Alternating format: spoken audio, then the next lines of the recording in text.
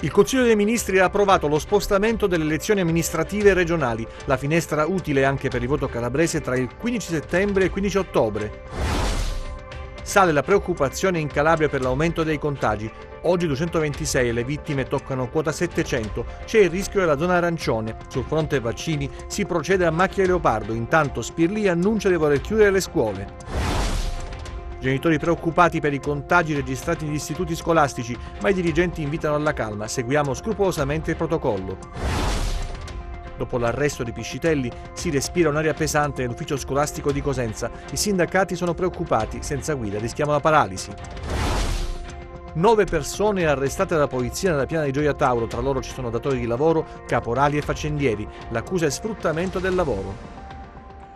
Buonasera dalla redazione TG10, dunque le elezioni, un nuovo rinvio per le regionali calabresi. Il Consiglio dei Ministri, a causa dell'alta diffusione del virus, ha deciso di spostarle tra settembre e ottobre. Vediamo. Tra i cittadini e il voto c'è ancora il Covid, che come l'anno scorso costringe il governo a rinviare le elezioni. Il Consiglio dei Ministri ha approvato con un apposito decreto legge lo spostamento delle elezioni amministrative regionali e suppletive per Camera e Senato, previste nella primavera 2021, al periodo compreso tra il 15 settembre e il 15 ottobre. Dunque, anche le regionali calabresi si terranno in quel lasso di tempo. Il rinvio era previsto nella bozza del decreto legge motivato dal permanere del quadro epidemiologico da Covid-19 diffusamente grave su tutto il territorio nazionale e dall'evolversi, si legge nel testo, di significative varianti del virus che presentano carattere ulteriormente diffusivo. Per la regione Calabria, le cui elezioni erano state già fissate il 14 febbraio e poi fatte slittare all'11 aprile, si tratta del secondo rinvio. Tante diverse le reazioni, ce ne occuperemo nelle prossime edizioni. Intanto, mentre in Italia si affaccia l'ombra di una terza ondata, così dicono gli esperti, con più di 20.000 casi al giorno e un raddoppio che va verso i 15 giorni, aumentano i casi anche in Calabria e aumentano anche i ricoveri. Ci sono dei comuni in zona rossa, quarantene, il rischio di una terza ondata anche in Calabria spaventa la regione, che potrebbe cambiare colore. Spirlì annuncia anche la possibile chiusura delle scuole, intanto i pochi tamponi effettuati e la campagna vaccinale va a rilento. In provincia di Cosenza, che conta ben 714.000 residenti, sono stati effettuati ieri 641 tamponi molecolari e 51 test rapidi, riscontrando una positività dell'8%, numero di test inadeguati, almeno ci sembra, rispetto a una regione, la Calabria, che potrebbe già domani cambiare colore da giallo in arancione, insieme a Lazio, Veneto e Puglia. In ospedale aumentano i ricoveri stanotte a Cosenza. Nella tenda pre-triage del pronto soccorso si è molto lavorato, non si parla ufficialmente di terza ondata, ma la situazione preoccupa. In un call center di Rende, nel Cosentino, 6 persone sono risultate positive ai test antigenici e la task force dell'ASP ha disposto l'esecuzione di 350 tamponi al fine di circoscrivere il focolaio. Situazione analoga a Catanzaro, dove continua il monitoraggio del focolaio riscontrato in Viale Isonzo. 28 i casi positivi accertati, 6 dei quali ricoverati nel reparto Covid di malattie infettive dell'ospedale pugliese, alcuni in condizioni serie. Contact tracing tra gli studenti delle scuole medie di Pignano, classe in quarantena alla Stancati di Rende, sospesa la didattica in presenza, Cariati il sindaco Filomena Greco lancia l'allarme, numero crescente di positivi, preoccupa la scuola sul territorio, chiusura a macchia di leopardo e stamattina riunione della task force dell'ASP. Intanto domani il nuovo vertice dell'unità di crisi in regione e c'è attesa per la decisione del presidente facente funzione Nino Spirlì. Domattina ci sarà la riunione dell'unità di crisi del venerdì mattina, dopo aver vagliato gli ultimi dati. Se i dati conforteranno, domattina stessa sarà firmata l'ordinanza che provvederà a fermare la didattica in presenza e a autorizzare quella a distanza, a prescindere, senza se e senza ma.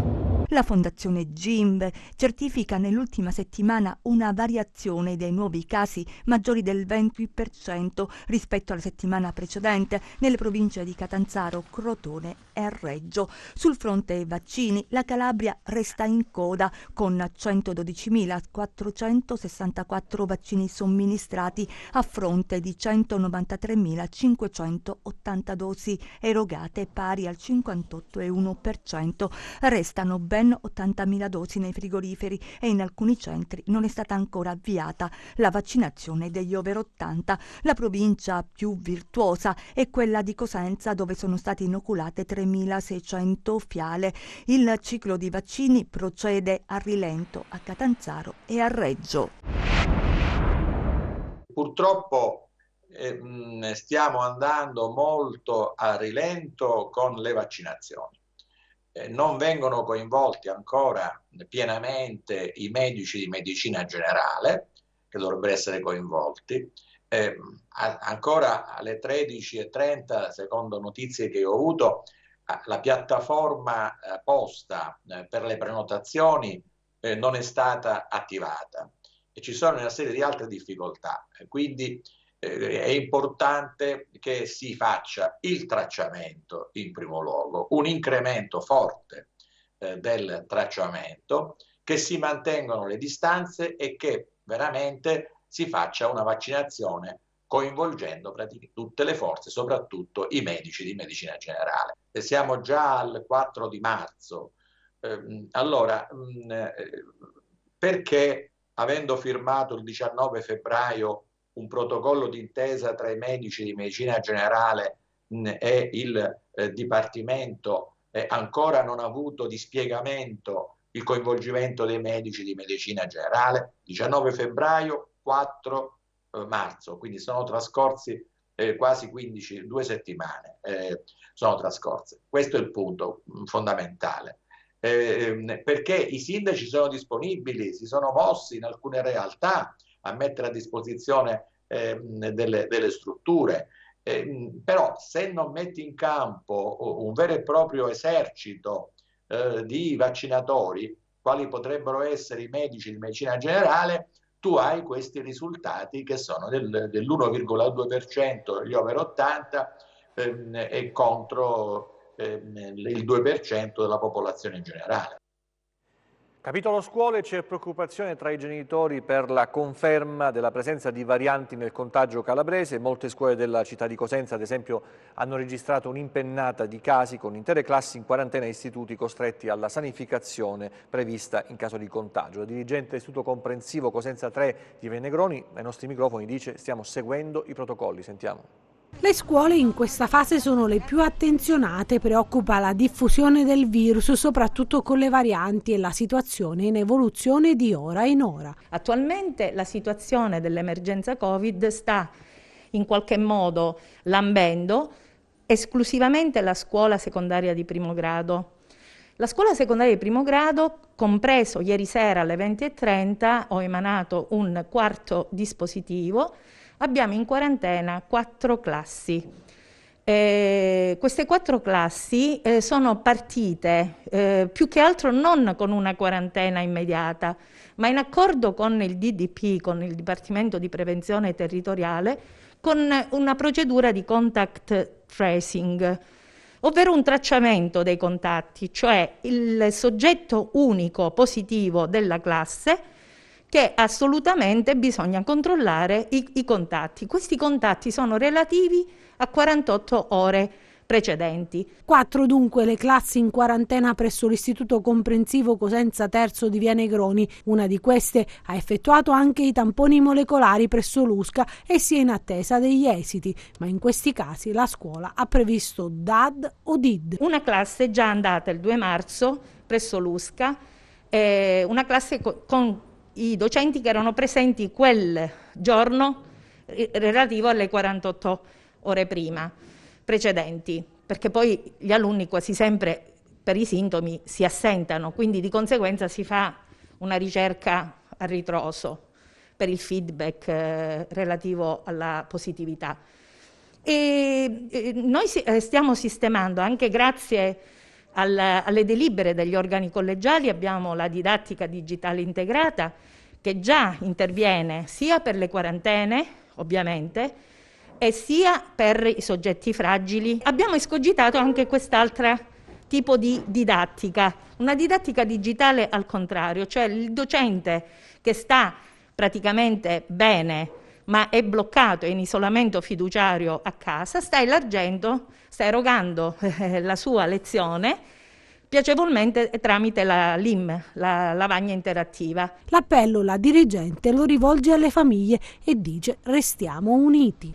Abbiamo delle paure profonde, però noi che rappresentiamo le istituzioni dobbiamo reggere e dobbiamo, grazie a queste task force, queste comunicazioni velocissime, ripeto, anche evitando, diciamo, le formalità, tra virgolette, almeno iniziali, se non poi dirimere il tutto con delle formalità, è ovvio. Però siamo allarmati, ma quell'allarmismo che deve essere, diciamo, autocontrollato. E adesso andiamo a Cariati, dove le scuole sono chiuse da oggi.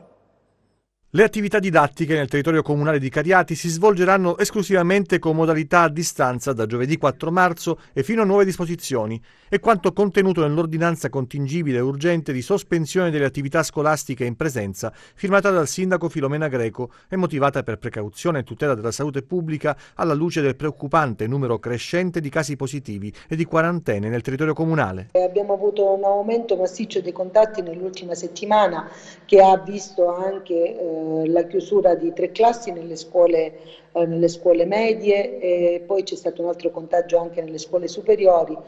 Siccome sono aumentati anche i casi tra i bambini, ovviamente abbiamo deciso di chiudere le scuole.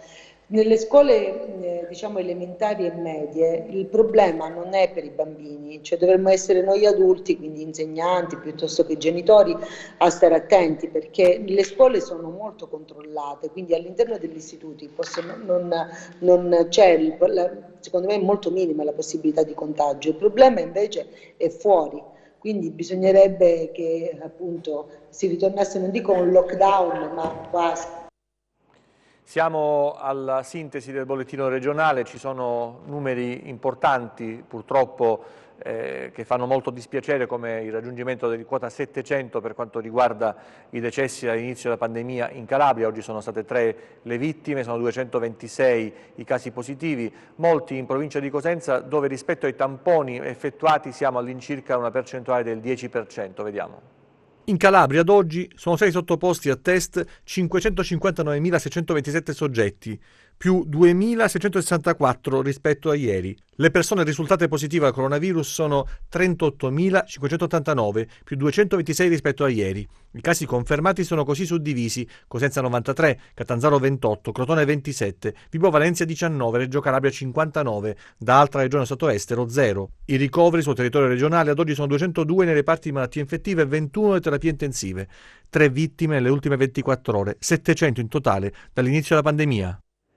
Tra i comuni interessati dal contagio c'è Campana, che rischia di diventare zona rossa.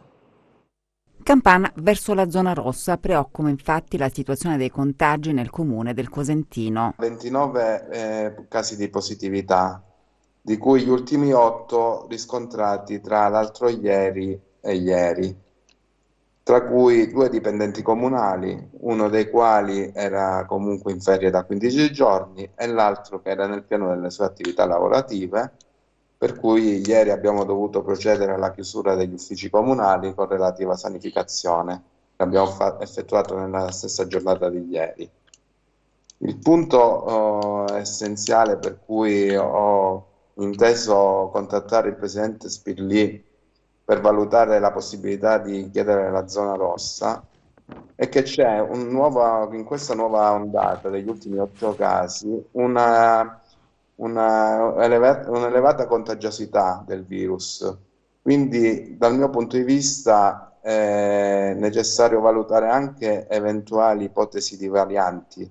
Si teme dunque la presenza della variante inglese e non solo. Uno dei 2 dipendenti, che comunque ha svolto le attività lavorative fino al 2 marzo, ha frequentato la confraternita che è presente qui nostro territorio e il coro della Chiesa, oltre a svolgere le sue funzioni di manutentore e quindi aver avuto rapporti quotidiani con la popolazione. Massima attenzione dunque a Campana, dove è stata avviata una massiccia attività di screening. Abbiamo verificato che l'85% dei contagiati sono asintomatici.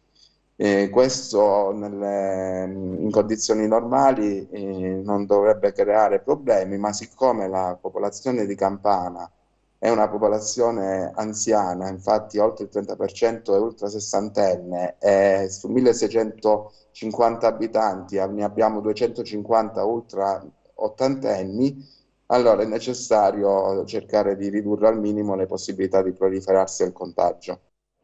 Da una parte lo screening e i tamponi, dall'altra invece la campagna vaccinale che potrebbe andare più velocemente in Calabria e in Italia. È partita oggi a Cosenza quella per le forze dell'ordine, circa un centinaio di dosi inoculate questa mattina nella palestra accanto alla sede dell'USCA in via degli Stadi. Vediamo. Quindi ricordati, quella maggiorina ce l'hai già, ok? A posto, auguri per tutto, Eccoli gli operatori delle forze dell'ordine che questa mattina hanno iniziato presso l'USCA di via degli Stadi la campagna vaccinale. Circa un centinaio fra vigili del fuoco, poliziotti e carabinieri che hanno ricevuto la prima dose dell'AstraZeneca nella palestra adiacente, la sede dell'unità speciale di continuità assistenziale. Ieri la riunione in prefettura a Cosenza per l'attivazione del piano vaccinale agli appartenenti delle forze dell'ordine che operano su tutto il territorio provinciale. In città, oltre al punto vaccinale di via degli Stadi, previsto anche un ambulatorio dedicato all'Annunziata di Cosenza. Altri 2 centri vaccinali previsti, uno sul Tirreno e uno sullo Ionio, a Cetraro nella sede della Capitaneria di Porto e a Rossano nella sede distaccata del Dipartimento di Igiene e Prevenzione dell'ASP. Domani, sempre nella palestra, fanno sapere i componenti della task force dell'ASP, prenderà il via la campagna vaccinale per gli ottuagenari della città dei Bruzzi. E oggi a Castrolibero il Vaccine Day per gli over 80 nella palestra del liceo sportivo. Anziani accompagnati hanno ricevuto le somministrazioni della prima dose. Signora, lei ha fatto il vaccino, com'è andata? È andata bene, benissimo. Non mi ha fatto niente, proprio male, niente. Come si sente adesso? Bene. Adesso deve aspettare 15 minuti per... Sì. E dopo ce ne andiamo. È contenta di questo vaccino? Sì, sono contenta. Speriamo che non mi fa male dopo. A Castrolibero è partita la campagna vaccinale per gli over 80 nella palestra dell'Istituto di Istruzione Superiore Valentini Majorana. Questa mattina in tanti hanno ricevuto la prima dose e per fortuna non si sono registrate criticità. È andato bene, veloce per il momento. Non avete provato dolore? No, per carità, quale dolore? Un vaccino è una punturina piccola, no. È uno spiraglio per combattere questo virus. Per tutti quanti, speriamo bene che ne usciamo presto. Dimmi quando posso partire che ho fatto, Posso farlo? Lei può fare quello che vuole, io come... Sicuro mi autorizzi? Certo, come se non ci fossi. Io non ci guardo perché... Allora, dimmi quando posso fare che la faccio. La faccio? Sì. Tranquillo, fermo che la sto facendo, Ha già finito. Lui scherzava, dice sei pronto, e poi dice no, l'ho già fatto. Quindi è impercettibile. Non ho sentito niente, è veramente su bravissimi, devo dire, complimenti all'equipe sanitaria che svolge questa attività. Il vaccino è importantissimo. Il vaccino è importantissimo, io ho fatto questa dose, spero che mi facciano la seconda in tempo, così sto tranquillo. Se voglio uscire, a me piace andare in giro e per me un anno di clausura è stata una cosa... 132 gli ottuagenari a cui è stata somministrata la prima dose nella città alle porte di Cosenza. Si proseguirà poi per i soggetti considerati fragili. L'organizzazione è stata impeccabile grazie anche alle sinergie con il territorio. Soddisfatto anche il primo cittadino. Continueremo anche domani e nella giornata di sabato, si riprenderà lunedì e contiamo di ultimare con la somministrazione dei vaccini proprio per questa fascia d'età entro lunedì sera, martedì al massimo, poi si procederà con le altre fasce. Siamo contentissimi, felici di questa giornata. Dopo l'inchiesta Diacono condotta dalla Procura di Vibo, in cui sono coinvolti i dirigenti degli uffici scolastici regionale e provinciale di Cosenza, la scuola resta senza guida. Le mazzette documentate dai carabinieri per ottenere falsi diplomi, l'inchiesta Diacono della Procura di Vibo, secondo la quale potrebbero essere stati rilasciati 30.000 attestati, un business da migliaia e migliaia di euro, 700.000 quelli trovati in contanti dagli inquirenti, 10 gli arresti, coinvolti i dirigenti dell'ufficio scolastico regionale e dell'APT di Cosenza, una vicenda che ha turbato il mondo della scuola e che lascia un vuoto di gestione con delle conseguenze, come evidenzia il sindacato. Cade uno degli ultimi baluardi di legalità in questa regione, al collasso istituzionale si aggiunge anche questa delle istituzioni scolastiche. Credo che ci sia bisogno di una rigenerazione collettiva di fronte a questa modestia etica e a questo dilagante malcostume che registriamo. Noi pensavamo che almeno, come dire, la rappresentanza istituzione scolastica fosse dotata di tutti gli anticorpi necessari per tenere fuori dalle porte come dire, queste infiltrazioni che hanno come dire, colpito il mondo delle istituzioni. È chiaro ed evidente che poi a cascata un'operazione del genere va a colpire soprattutto anche quello che è l'organismo principale nella nostra provincia, che è l'ex Provveditorato agli Studi, oggi ATP. Ci sono delle scadenze abbastanza importanti con le quali bisogna ragionare e chiediamo a breve termine ovviamente che ci sia un segnale forte di discontinuità, che ci sia un dirigente di alto profilo morale e professionale che conosca bene la macchina amministrativa, che sappia organizzare il lavoro per dare le giuste risposte a tutti i lavoratori della scuola, e quindi adesso siamo in presenza della elaborazione degli organici che servono per i movimenti, quindi i trasferimenti, per le missioni in ruolo. C'è il tema ovviamente che riguarda anche alla firma per quanto riguarda i decreti di tutto il personale che dovrà andare in quiescenza, c'è il tema degli esami di Stato, c'è un lavoro amministrativo molto importante. Credo che bisogna, come dire, dare anche un senso morale a questo ATP di Cosenza, che è stato per lunghi anni messo ai margini, nonostante come organizzazione sindacale abbiamo sempre espresso le forti criticità. Torniamo al Covid per un attimo per analizzare un altro aspetto, quello che riguarda i divieti, quello che può succedere a un esercente. Vediamo. Ci hanno trovato con le persone all'interno del locale dopo l'orario consentito, il che non si poteva fare, ovviamente ci hanno multato, noi ci prenderemo carico di questo che è stato questa multa. Noi non abbiamo la forza e le autorità soprattutto per dire a un cliente non entrare. Ma possibile mai che questa chiusura deve riguardare solo e esclusivamente i ristoratori? È un anno che stanno chiudendo, aprendo le ristorazioni, le palestre, i teatri, i cinema. Questa cosa non sta funzionando. Forse sarebbe opportuno fare insieme a questo altre cose. Fateci lavorare, noi non abbiamo bisogno di nulla, noi non vogliamo ristori. Noi vogliamo solo e esclusivamente lavorare. Se ci danno la possibilità di mettere i tavoli, quanti tavoli dobbiamo contenere? 3, 4 tavoli, benissimo, ci accontentiamo. 4 tavoli, facciamo sedere le persone che abbiamo già esposte sulle nostre bacheche, quante persone possiamo contenere nei nostri locali. Facciamo sedere quelle persone e quelle persone sono. Se arriva un cliente e non c'è posto, automaticamente si deve spostare. Noi dobbiamo convivere con questa pandemia.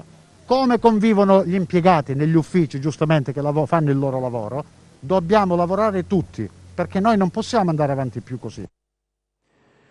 9 persone arrestate dalla polizia nella piana di Gioia Tauro, tra loro sono datori di lavoro, caporali, faccendieri, l'accusa di sfruttamento del lavoro. Non c'è nessun dubbio che il caporalato continui ad essere un fenomeno criminale presente in Calabria. L'operazione Rasoterra scattata questa mattina nella piana di Gioia Tauro suona come ulteriore conferma. La Polizia di Stato ha tratto in arresto 9 persone dopo un lungo e articolato lavoro investigativo. Secondo i risultati dell'inchiesta coordinata dalla Procura di Palmi, centinaia di extracomunitari sono stati sfruttati secondo un consolidato sistema fatto di reclutamento, utilizzazione, assunzione e impiego dei lavoratori a basso costo che venivano destinati al lavoro nei campi. Ovvio che ci si approfittasse dello stato di bisogno. Tanti sono i migranti che ciclicamente arrivano nella piana di Gioia Tauro, specialmente nelle aree comprese tra Rosarno, Rizziconi e San Ferdinando. E proprio nella baraccopoli di San Ferdinando, prima che venisse smantellata, molti lavoratori venivano reclutati. A capo dell'organizzazione Filippo Raso, vero titolare di una grossa azienda agricola fittiziamente intestata alla figlia. Era qui che i lavoratori venivano impiegati. Raso infatti era riuscito a creare una larga rete di complici. L'uomo è considerato elemento di spicco della criminalità organizzata. Il provvedimento gli è stato notificato in carcere dove è detenuto per altra causa. L'azienda agricola è stata sequestrata. L'economia adesso con la nostra rubrica dedicata alla borsa.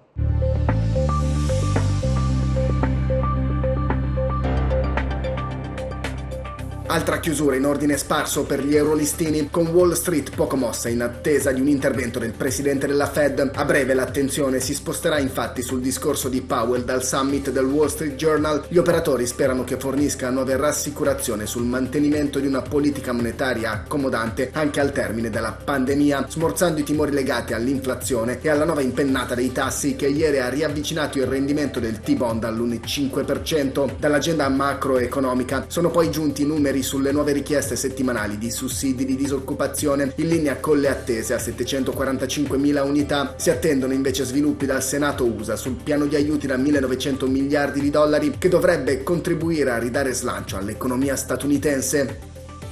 Così il FTSE MIB di Milano archivia gli scambi in rialzo dello 0,2%, variazioni contenute anche per l'Ibex 35 di Madrid a più 0,3%, il CAC 40 di Parigi flat e il DAX di Francoforte a meno 0,2%, mentre il FTSE 100 di Londra è in coda a meno 0,4%. Oltreoceano bene il Dow Jones a più 0,4%, l'S&P 500 a più 0,3%, mentre resta invariato il Nasdaq.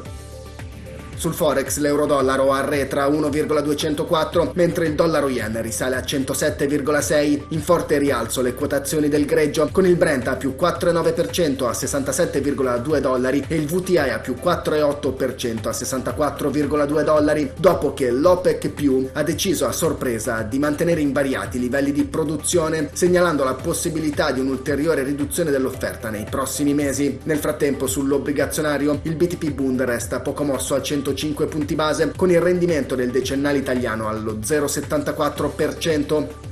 Tornando a Piazza Affari, fra le big cap avanzano i petroliferi con Saipem a più 3,55%, Tenaris a più 3,5% ed Eni a più 2,2%, bene anche Enel a più 2,85% e Telecom Italia a più 2,6%, mentre chiude ancora in calo STM a meno 3,6% alla nona seduta consecutiva in rosso, in scia all'intonazione negativa dei tecnologici. Male anche Moncler a meno 2,2%, Ferrari a meno 2,1% e Amplifon a meno 1,6%, che perde ancora terreno dopo il crollo di ieri in seguito alla diffusione dei conti. Grazie e buon proseguimento di serata da Market Insight.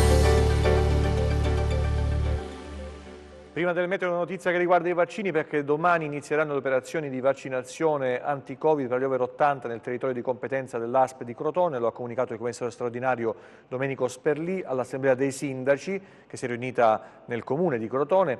C'è una problematica che riguarda il fabbisogno di dosi, perché gli anziani da vaccinare, gli over 80, sono 10.471, le dosi disponibili di Pfizer e Moderna, che sono quelle che attualmente vengono inoculate, sono 8.300, di cui il 30% va riservato per la seconda dose e quindi c'è un problema di quantitativi. E adesso il meteo per le prossime ore, vediamo.